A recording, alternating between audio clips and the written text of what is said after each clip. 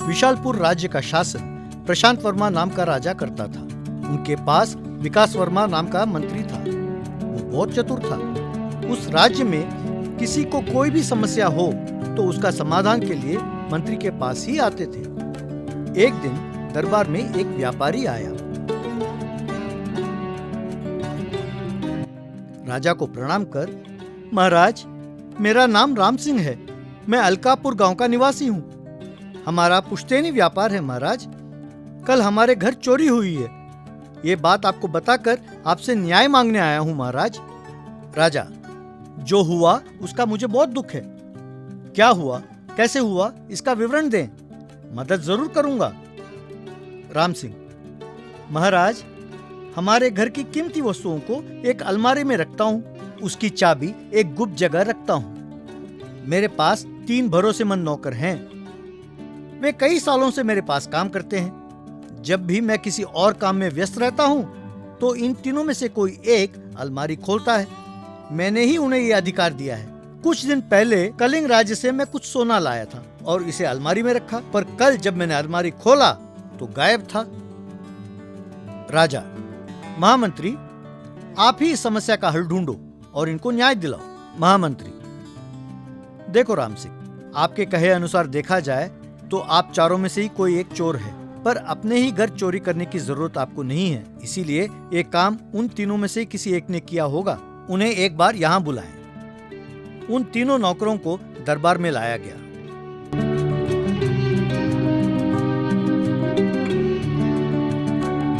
एक, महाराज, मैं निर्दोष हूँ। मैं मालिक का सम्मान करता हूँ। मैं ऐसे काम नहीं करता। दूसरा, मैंने जब भी अलमारी खोली तो सिर्फ उनके कहने पर, वरना मैं उस कमरे में प्रवेश भी नहीं करता। मेरा विश्वास करो। तीसरा, महाराज, जो पैसे मालिक देते हैं मैं उसी में संतुष्ट हूँ। मुझे चोरी करने की जरूरत नहीं है। मेरे मन में ये विचार आ भी नहीं सकते। महामंत्री, जब तक ये ना पता चल जाए कि चोर कौन है, तुम तीनों बाहर नहीं जा सकते। इन तीनों को कारागार में बंद कर दो। सिपाही उन तीनों को वहां से ले गए।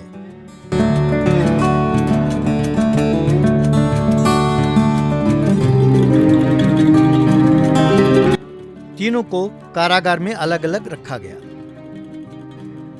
तब महामंत्री एक के पास आया। उसके हाथ में 3 छड़ियां थी। महामंत्री, तुम समझते हो ये जानना कठिन है कि तुम चोर हो या नहीं? वो बहुत आसान है। उसके लिए हमारे पास कुछ तरीके हैं। मैं जादू टोना जानता हूँ। तुम मुझसे सच छुपा नहीं सकते। अगर तुम निर्दोष हो तो ये छड़ी ऐसी ही रहेगी, पर अगर तुम दोषी हुए तो ये 3 इंच बढ़ेगा। कल सुबह तक चोर का पता चल जाएगा। कहते हुए उसके हाथों में एक छड़ी दिया। इस तरह बाकी दोनों के पास जाकर यही विषय बताकर उनको भी एक एक छड़ी थमा दिया। अगले दिन सवेरे दरबार में महामंत्री, महाराज, मैंने सारा मंत्र शक्ति का प्रयोग इन तीनों पर किया है। अभी पता चल जाएगा कि चोर कौन है। चलो, अब तीनों अपनी अपनी छड़ी दिखाओ। उन तीनों ने अपनी अपनी छड़ियां दिखाई। महामंत्री, वो देखिए, वही चोर है। उसे बंदी बनाएं और सजा दें। महाराज, आप कैसे कह सकते हैं कि वो चोर है? महामंत्री, जरा बताइए। तब महामंत्री ने महाराज को सब कुछ बताया। महामंत्री, मैं कोई जादू टोना नहीं जानता महाराज। उन्हें झूठ बोला। उन्हें विश्वास दिलाया कि मेरे पास शक्ति है। वे दोनों निर्दोष हैं, इसलिए उन्होंने छड़ी को कुछ नहीं किया। पर ये दोषी है, इसलिए इस डर से कि ये छड़ी 3 इंच बढ़ेगी, उसने 3 इंच काट दिया। चाहे तो आप देख लें। उसके हाथ की छड़ी दूसरे छड़ियों से छोटी है। महाराज ने देखा कि उसके हाथ की छड़ी छोटी थी। राजा, शाबाश मंत्री जी, आपकी बुद्धिमानी और चतुराई प्रशंसनीय है। आप जैसे व्यक्ति मेरे राज्य के मंत्री हैं, ये हमारा सौभाग्य है। हमारे राज्य का गौरव हैं आप। इसे तुरंत ले जाकर दंड दें। सिपाही उस चोर को ले गए।